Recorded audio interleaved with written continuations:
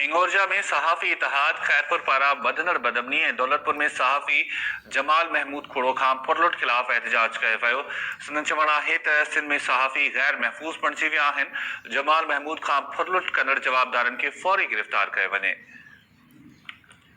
के आगाह कयो पिया। हिंगोरजा में सहाफ़ इतिहाद खैरपुर पारा बदनड़ बदमनी ऐं दौलतपुर में सहाफ़ी जमाल महमूद खोड़ो खां फुरलुट ख़िलाफ़ एहतजाज कयो वियो।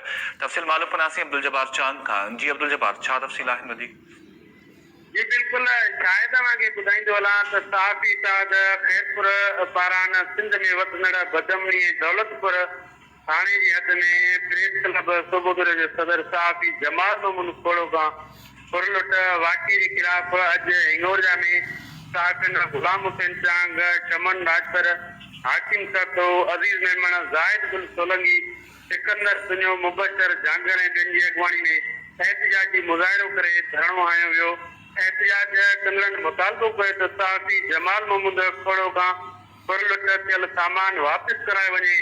ॿी सूरत में सख़्त एहतजाजी हिकिड़ी वॾी तहरीक हलाई वेंदी।